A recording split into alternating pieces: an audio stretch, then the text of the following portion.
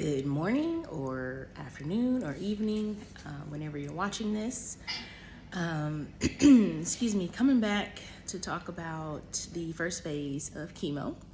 I am officially done with the first phase of chemo as of last Friday. Hallelujah, thank you, Jesus. It was a journey. It was a long journey. So I mentioned in my last video that I had the option to choose between like two clinical trials or the standard of care.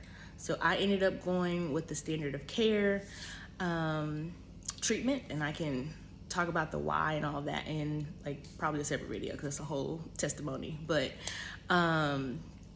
yeah, I ended up going with the standard of care treatment, and I started on, I believe it was May 17th, whatever that Friday was. And so the whole, I guess, 6 months of chemo, the first phase was 12 weeks. I'm gonna put an asterisk right there because I'm gonna come back to that. The first phase, 12 weekly sessions. So I went in every Friday. And then the second phase that I will start tomorrow is 4 sessions over a 12-week period, but there's 3 weeks in between each session. So during this first phase, I started that Friday. The infusion itself went fine. I had I don't know, felt like, I guess, were some pretty intense symptoms, but it's my first time, didn't know what to expect. So it's just kind of managing things. By like that, I would say Monday, Tuesday, I felt like I started to feel a bit better. Go back in on Friday. And the infusion itself went fine on that Friday. By Saturday, I had a pretty high fever. Excuse me. So I ended up going to urgent care. I got like a flu test, a strep test, probably COVID too. Everything came back negative. But my fever was like 103 at this point, and they were like, you need to go to the ER. So I ended up going to the ER. I stayed in the hospital. I was admitted, stayed in the hospital for a few days. They gave me a antibiotic.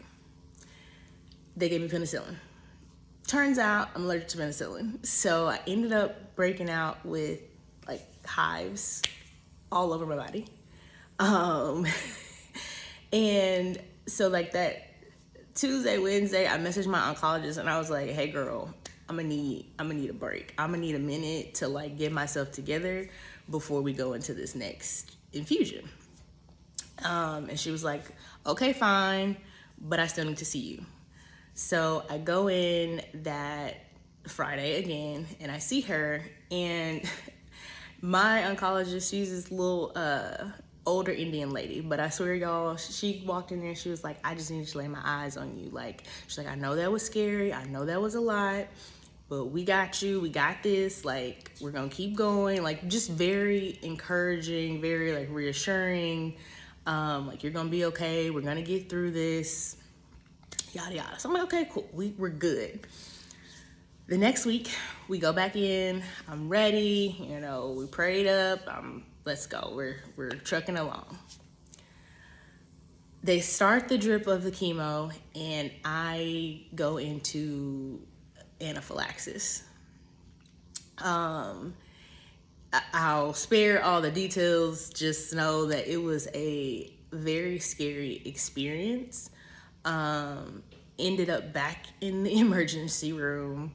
And in hindsight, we were like, that previous week, my body was clearly trying to tell us that we don't like this. But by that third treatment, it was immediate. Like, it was instant. I only stayed for a few hours. Like, they gave me epinephrine and all the things like that. And they ended up letting me go home. Obviously, moving forward, there was even more anxiety on top of the, original anxiety that I already had. But my oncologist, she switched that one of those medications out, and from there on, I was good. I was fine. So during that first phase, or during each phase, you get two types of chemotherapy. So I had the allergic reaction to the first type. She switched that out. About, I guess 4 or 5 weeks ago now, 4 weeks ago now, I had another, it was a lot milder reaction to the second chemo medication. And originally she was like, oh, well, we'll just take it out. We'll just continue on with the one. But of course, that raises questions on, am I good? Are we sure we should take it? What do we do? So I was torn on the relief of not having, the second medication and things be a little bit easier. But then also let's make sure we do the full course of treatment. So, I had that reassurance that I'm good. So going into that next week, I thought that we were taking out the second medication. Turns out she decided to switch it for another in the same family or whatever. Here, anxiety again. What we doing? I wouldn't prepare for this. I hadn't, I'm there that day to get the infusion. It's no turning back, right? And so the last 3 weeks have been pretty tough. I would say compared to I had gotten into a routine of what to expect. I knew by Monday, Tuesday, pretty much Monday, I would be feeling better. But this new med, these last 3 weeks has been more intense. The fatigue has been more intense, the nausea, the food aversions or taste changes. So it's been harder to eat. Yeah, those are the big three. There's, plenty of other symptoms. I mean, at this point, I pretty much, don't have much hair. And then I know going into the second phase, I'm going to lose the rest of it. But the first phase of chemo was very trying. It was a lot of praying and having faith for the things that I can't see, right? Believing that God is going to keep me through the chaos, and seeing God still work through the chaos and in the chaos. So yeah, the first phase ended up being a total of 14 weeks for me because of my ER visits and allergic reactions. But from a, I guess, clinical perspective, medical perspective, it was 12 weeks every Friday is what I did. I did also receive immunotherapy every 3-ish weeks during that time, and I'll continue that as well in this next phase, which is also really good for women with triple negative breast cancer.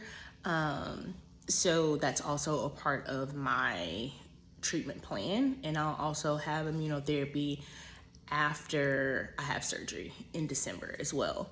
I'm trying to think if there's anything else that I wanted to share.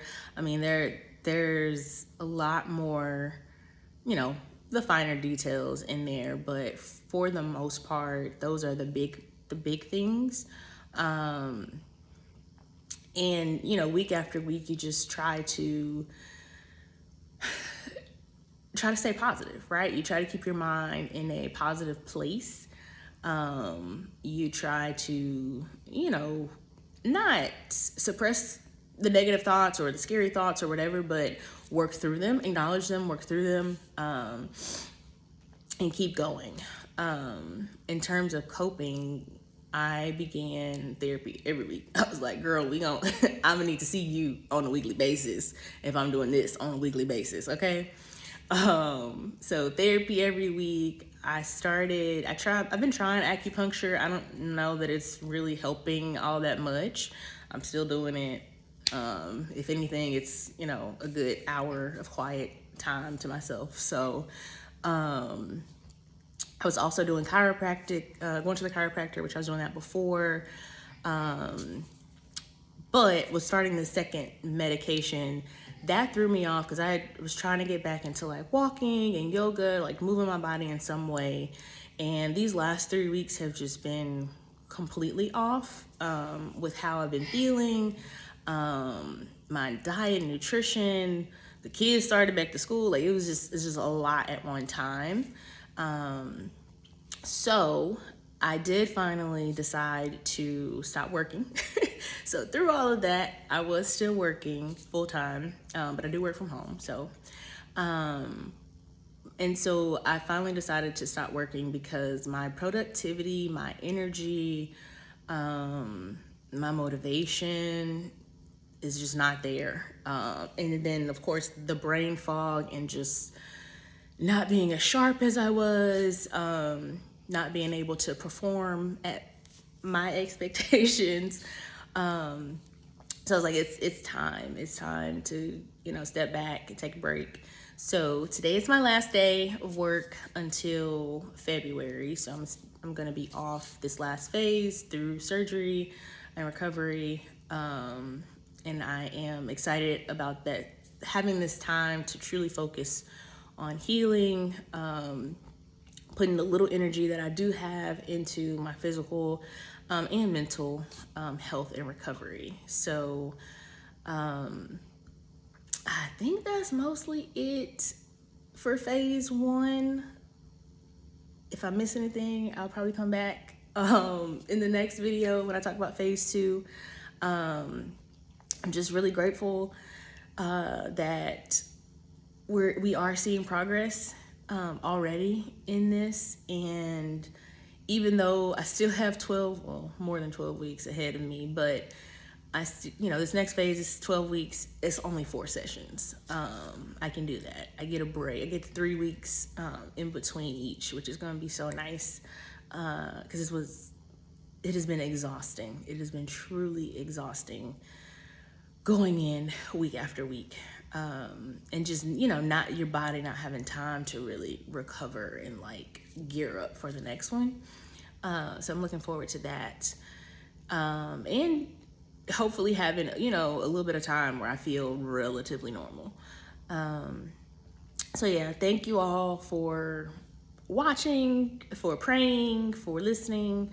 I hope that this is helpful for others who may have questions or maybe going through it. And you know, you don't want to talk about it. You don't want to share with people. I completely understand that it is a very personal experience.